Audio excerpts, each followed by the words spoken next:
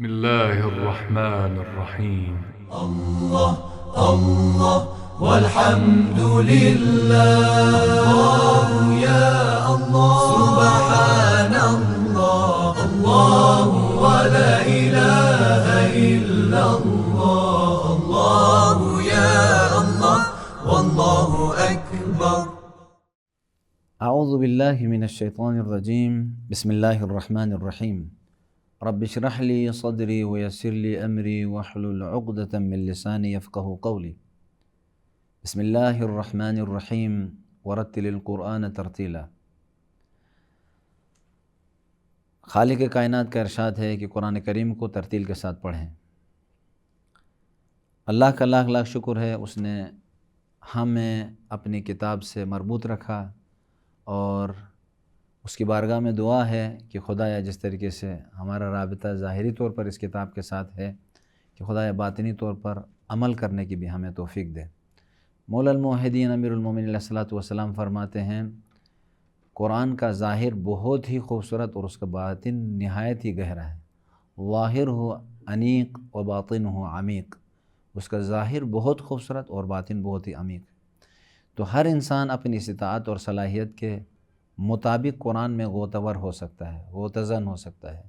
اگر استعداد رکھنے والا، صدق دل سے اس کتاب کی طرف آنے والا انسان اس میں غوطہ زن ہو کر لال و جواہر نکال سکتا ہے۔ ایک بحر بے کراں ہے، ایک نور الہی ہے، یہ نور ہے، اس نور سے اپنی استطاعت کے مطابق انسان نورانیت دے سکتا ہے۔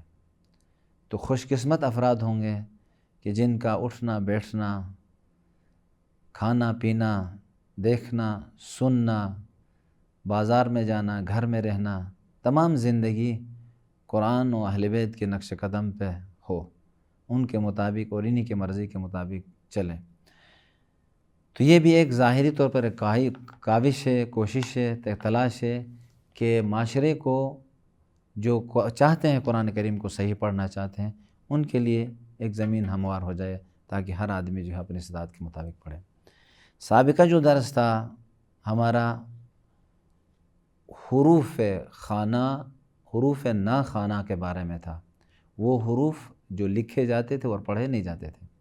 البتہ وہاں پہ یہ نہیں تھا کہ جز حرف ہے یا نہیں ہے، اگرچہ ہم نے آخر میں تھوڑا اشارہ کیا تھا کہ اولائکہ میں یہ واو لکھا گیا ہے، لیکن واو یعنی اس حرف میں اضافہ ہے، لکھا جاتا ہے، بالکل پڑھا نہیں جاتا۔ جیسے نصارو میں الف لکھا جاتا ہے لیکن الف پڑھا نہیں جاتا ہے رسم الخط میں، اور بعض الفاظ دوسرے الفاظ میں استثنائی طور پر الف لکھا بھی نہیں گیا ہے، تو ادھر نہیں کہہ سکتے جز حرف تھا یا نہیں تھا۔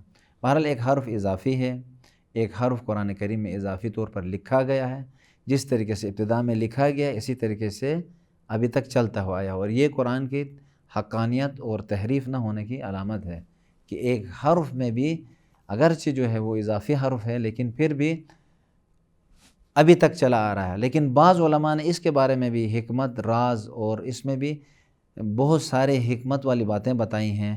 اس میں بھی راز اور اس واو کو اضافہ ہونے کی وجہ کیا ہے، یہاں بِأَيْدِي میں دو یا آنے کی وجہ کیا ہے، دوسری جگہ میں نہیں آنے کی کیا وجہ ہے، اس میں علل و عوامل پیش کیے ہیں، اور ہر ایک نے تفسیری نکات بتائے ہیں، اور بہت واقعاً قابل توجہ نکات بھی ہیں۔ بعض لوگ اس کو رد کرتے ہیں، کہتے رسم الخط میں اس طریقے سے آیا تھا ابتدا میں، جس طریقے سے بھی آیا ہے، لیکن کیونکہ قرآن کریم میں کہیں تحریف نہ ہو جائے، کسی نے ہاتھ نہیں لگایا، اور اسی طریقے سے ابھی تک چلا آ رہا ہے۔ اب ہم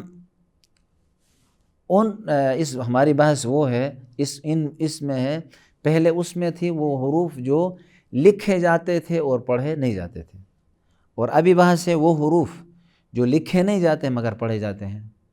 بعض جو ہے حروف یہاں جو لکھے نہیں جاتے مگر پڑھے جاتے ہیں، وہ جو حرف نہیں لکھا گیا ہے اصل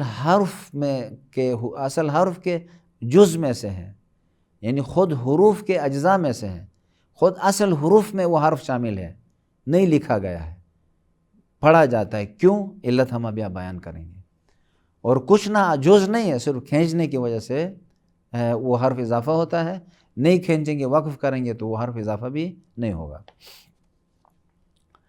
کتابت میں حذف شدہ حروف الف واو یا کا تلفظ۔ الف واو اور یا بعض الفاظ میں لکھے نہیں جاتے ہیں لیکن ان کا پڑھنا ضروری ہے۔ ان الفاظ کو دو قسموں میں تقسیم کیا جاتا ہے۔ پہلی قسم الف واو یا خود لفظ کا جز ہوں، وہ الفاظ جہاں پر یہ حروف الف واو یا خود لفظ کے جز اور حروف اصلی میں شامل ہوں، پھر بھی لکھے نہیں جاتے ہیں مگر پڑھے جاتے ہیں۔ عرب نے یہ کام رسم الخط کی مشکلات کی وجہ سے یا تکرار سے اجتناب کرتے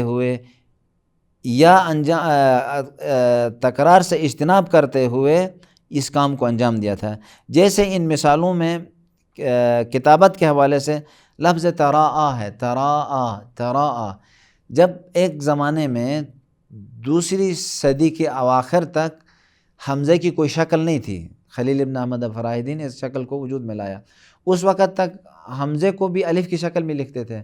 تو جو تراء میں جب دو الف ایک جگہ اکٹھے لکھے جاتے تھے تو مشکل ہوتا تھا، کیا ہوتا ہے، کس کون سا صحیح ہے، اسی لیے ایک الف لکھتے تھے، تراء پڑھتے تھے، تراء۔ لیکن جب سے حمزے کی شکل آئی تراء تو حمزہ کو بھی پڑھا۔ اسی طریقے سے کذالک میں اور رحمان میں، رحیم میں، قرآن کریم میں بہت سی جگہوں میں، سماوات ایسے الفاظ میں تلفظ ہوتا تھا، اور رسم الخط کوفی میں بھی زیادہ تر الف نہیں لکھا جاتا تھا، اسی لیے اس رسم الخط کی وجہ سے الف نہیں لکھا جاتا لیکن پڑھا جاتا ہے۔ اب یہ قاری کے رہنمائی کے لیے ایک چھوٹا الف لکھا جاتا ہے، جیسے ذالک ہے، مالک یوم الدین ہے، اسی لیے مالک یوم الدین میں الف نہیں لکھنے کی وجہ سے یہاں پہ کئی قراتیں آ گئی ہیں، ملک یوم الدین، مالک یوم الدین، ملک، ملک، مختلف قسم کے قراتیں بہت ساری اس میں آ گئی ہیں، لیکن مشہور یہ ہے مالک یوم الدین اور ملک یوم الدین۔ حفظ عن العاصم نے مالک یوم الدین پڑھا ہے۔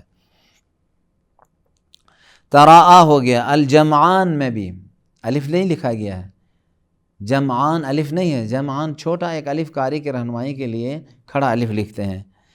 آمینین میں بھی اسی طریقے سے ہے۔ تو سورہ شورى کی آیت نمبر 61 فلما تراءى الجمعان، تراء یہ لفظ تراء میں تراء الجمعان، تراء میں آپ کے خدمت میں عرض کیا میں نے کہ ابتدا میں تکرار الف کی وجہ سے ایک الف کو حذف کر کے لکھتے تھے، تو ابھی بھی جو ہے ایک الف لکھتے ہیں اور دوسرے الف کے لیے حمزے کے ساتھ ایک چھوٹا کھڑا الف لکھتے ہیں تاکہ تراء پڑھا جائے، تراء۔ اب یا ایھا الذین آمنوا، یا ایھا الذین آمنوا، یا ایھا میں، یا میں ایک الف ہونا چاہے یا پھر ایو کو الگ سے لکھنا چاہے، لیکن آپ نے دیکھا ہوگا ملا کے لکھتے ہیں، یا ایھا الذین آمنوا لکھا گیا اس طریقے سے۔ تو ابھی یہاں پہ قاری کے رہنمائی کے لیے ایک چھوٹا کھڑا الف لکھتے ہیں تاکہ یہ سمجھے کہ یہاں پہ یا ایھا ہے۔ آمنو میں بھی اسی طریقے سے ہے، حمزے کی شکل ویسے بھی نہیں تھی تو ایک الف لکھتے تھے، ابھی حمزے کے ساتھ الف لکھتے ہیں آمنو۔ اور قاری قرآن کے لیے بعض قرآنی رسم الخط میں خصوصاً شبہ قارئ کے اس میں کھڑا الف لکھتے ہیں آمنو۔ اور جیسے مسلمات مؤمنات قانتات تائبات عابدات سائحات ثیبات وابکارا، سورہ تحریم کی آیت نمبر 5 میں، یہاں بھی تمام ان الفاظ میں الف کو نہیں لکھا گیا ہے، الف نہیں لکھا گیا ہے، تو قاری کے رہنمائی کے لیے ایک چھوٹا الف لکھتے ہیں۔ فلما تراءى الجمعان قال اصحاب موسى انا لمدرکون۔ اردو رسم الخط میں لفظ تراء کا آخری الف نہیں لکھا گیا، آخری الف نہیں لکھا جاتا ہے، مگر رسم الخط عربی میں لکھا جاتا ہے، بعض جگہوں میں اس میں لکھا جاتا ہے تراء۔ اب یہ ہو گیا الف کے حوالے سے قرآن کریم میں بہت سی جگہوں میں بہت سے الفاظ میں الف لکھنا چاہیے اور لکھا نہیں گیا ہے، اور اصل حرف کے جز میں سے ہے، مثلا یا میں یا جز میں سے ہے، تراء میں جز میں سے ہے، جمعان میں، مالک میں، ذالکہ میں، آمین میں، جز ہر رحمان میں، لیکن لکھا نہیں گیا ہے۔ کیوں؟ اختصار کے خاطر، یا اس زمانے کا رسم الخط اس طریقے سے تھا، اس وجہ سے اب قاری کے رہنمائی کے لیے ایک چھوٹا سا الف لکھا جاتا ہے، تاکہ یہاں پہ رحمن نہیں پڑھیں گے، رحمان پڑھیں گے، ذالک نہیں پڑھیں گے، ذالک پڑھیں گے۔ یہ الف کے حوالے سے۔ اب قرآن کریم میں کتابت میں محذوف ہے اور پڑھا جاتا ہے لفظ نون، وہ پورے قرآن کریم میں ایک مورد ہے۔ وہ کہاں؟ سورہ انبیاء کی آیت نمبر 88، آیت نمبر 88 میں قرآن کریم کے ایک مورد ہے، وَكَذَلِكَ نُنْجِي الْمُؤْمِنِينَ۔ اصل میں نُنْجِي الْمُؤْمِنِينَ، نون دو نون ہے، لیکن ایک نون لکھا گیا ہے، وَكَذَلِكَ نُنْجِي الْمُؤْمِنِينَ، تو لیکن یہاں پہ ایک چھوٹا سا نون اوپر لکھتے ہیں تاکہ قاری کو معلوم ہو کہ یہاں پہ ایک نون ہے اور یہ جز میں سے ہے۔ کتابت میں حذف شدہ واو کا تلفظ اسی طرح جس طریقے سے الف تھا، واو بھی اسی طریقے سے بہت سی جگہوں میں لکھا نہیں گیا ہے مگر پڑھنا چاہیے، یعنی وہ واو جو نہیں لکھا جاتا ہے مگر پڑھا جاتا ہے، جیسے ذیل کے مثالوں میں واو تکرار ہوتے ہوئے، تکرار کی وجہ سے، تکرار سے بچنے کے لیے واو کو لکھائی میں حذف کرتے تھے، جیسے یستوون، دو واو ہیں لیکن ایک واو کو لکھتے نہیں ہیں۔ قاری کے رہنمائی کے لیے عربی رسم الخط قرآنوں میں ایک چھوٹا سا واو لکھتے ہیں، اور بر صغیر شبہ قارہ کے رسم الخط کے قرآن کے رسم الخط میں ایک الٹا پیش لکھتے ہیں، کہ الٹا پیش کا مطلب یہ ہے کہ یہاں پہ واو مدہ ہے، یستوون ہے۔ اسی طریقے جیسے اب کچھ مثالیں میں آپ کی خدمت میں پیش کرتا ہوں کہ جس میں واو جز حرف میں سے ہے، لکھا نہیں گیا مگر پڑھا جاتا ہے۔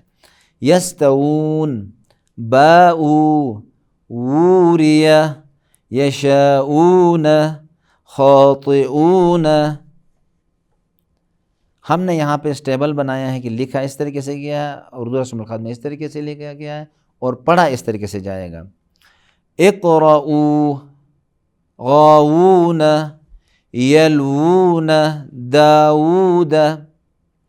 یہ واو کے حوالے سے۔ کتابت میں حذف شدہ یا کا تلفظ، یعنی وہ یا جو نہیں لکھی جاتی ہے مگر پڑھی جاتی ہے، جیسے ذیل کے مثالوں میں 3 بار یا تکرار ہوتی ہے، یا تکرار سے بچنے کے لیے، جہاں ان مثالوں میں 3 بار یا تکرار ہوئی ہے، تو تکرار سے بچنے کے لیے ایک یا کو لکھائی میں حذف کرتے ہیں، جیسے نبیین، 3 یا ہیں، اس میں سے 2 کو لکھتے ہیں، ایک کے لیے عربی رسم الخط قرآنوں میں، رسم العثمان طہ وغیرہ میں کیا کرتے ہیں، ایک بڑی یہ کی طرح جو ہے چھوٹا ایک یہ لکھتے ہیں، تاکہ یہاں پہ یہ معلوم ہو قاری کو کہ ایک یا کو اور تلفظ کرنا ہے۔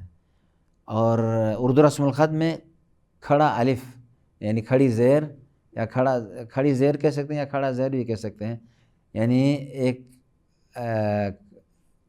کھڑا الف اوپر ہوتا ہے، کھڑی زیر جو ہے وہ نیچے، وہ جسے یا مدہ بھی کہہ سکتے ہیں۔ تو بس وہ یا مدہ یہاں پہ یا مدہ نے خود نبیین میں یہ یا جو ہے حرف کا جز ہے، اس یا کو بتانے کے لیے یہاں پہ اس یا کو لکھا گیا ہے، اور قاری کو تذکر دینے کے لیے للحواریین الامیین النبیین الربانیین ان ولی اللہ، ان ولی اللہ، ایک یا کو نہیں لکھا ہے، اس کو قاری کے رہنمائی کے لیے مختلف رسم الخط میں اس کے لیے علامتیں لگائی گئی ہیں۔ ان ولی اللہ الذی نزل الکتاب وهو يتولى الصالحین، سورہ اعراف۔ فما آتانی اللہ خیر مما آتاکم سورہ نمل آیت نمبر 36، عَلَىٰ أَن يُحْيِيَ الْمَوْتَى فَمَا آتَانِيَ اللَّهُ، ایک یا کو نہیں لکھا ہے یہاں پہ، عَلَىٰ أَن يُحْيِيَ الْمَوْتَى، يُحْيِيَ الْمَوْتَى، يُحْيِی ایک یا کو نہیں لکھا ہے، وہ قاری کے رہنمائی کے لیے ہر قرآن میں ہر رسم الخط میں اس کے لیے الگ سے خاص سے علامت مشخص کیا۔ بس یہ موارد تھے کہ جہاں پر قرآن کریم میں بعض جگہوں میں بعض الفاظ میں یہ استثنائی، یہ زیادہ نہیں ہے۔ میں نے ایک درس میں بتایا تھا کہ قرآن میں کہتے ہیں کہ حروف کم ہیں زیادہ نہیں، یہ جو معاملات ہیں تقریباً 9% بھی نہیں بنتے ہیں۔